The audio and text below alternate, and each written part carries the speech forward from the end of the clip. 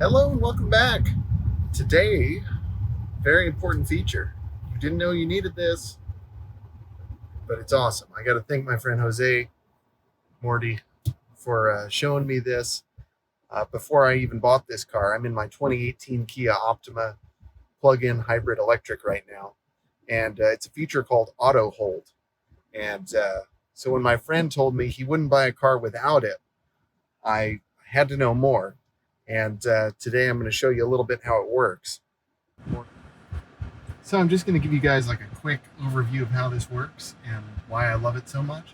So as you can see on my dashboard right now, I know, not very good gas mileage, but right here it says auto hold, so you just press that. And now you can see right here on the dash, come on camera, you can do it. Focus.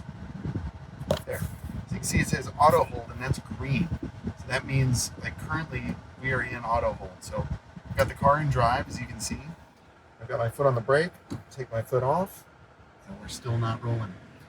All I need to do if I want to start driving is just lightly tap the accelerator. And you'll see that auto hold turn to white. And now we're rolling. And this just works so nicely. Big bump. If you get to a red light or whatever, I'm just going to pull over here this little street to show you. So once I come to a complete stop, that turns green. That means like I can go foot off the brake, off the gas, and it's kind of like being in park.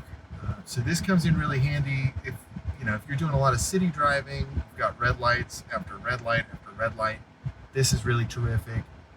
It's also good if you're doing like a drive-through, and I know with the pandemic, a lot of people doing a lot more drive-through and takeout. So it's really good for that. While you're waiting in line to get your food, you don't have to be constantly on the brake, because you just don't even realize how tiring that is, to just constantly be on the brake. Now, I understand a lot of you are going to say like, well, that's not a big deal. We survived without this all these years. You're absolutely right. But all I'm saying is it's a nice upgrade. So then you see I get on the gas again. We are rolling. No problem. So in any case, it's a really, really good feature. I just kind of wanted to give a little tutorial. And, and on this car, and I would imagine it's like this on most cars that have auto hold, because this is the only one I've had. But, the default setting is off. It's not, auto hold is not on when you turn the car on. So, it's not something that you have to kind of worry about. It's like if you want it, you can turn it on. And I turn it on most days. The only times that I kind of switch it off would be if I'm trying to make a left turn that's unprotected. If I want to roll and creep a little bit, sometimes all you have to do is like hit the auto hold button again. So I'll hit it again. You'll see that light is no longer on the dashboard. So that means I'm just kind of rolling regular, no auto hold. So anyway, I hope this helps.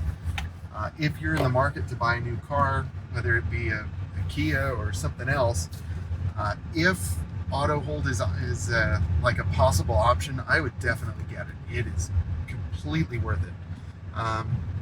The other feature that I'd really encourage anybody to get would be adaptive cruise, especially if you do a lot of stop and go.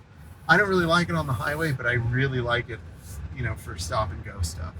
It just takes so much of the fatigue out of those traffic jams.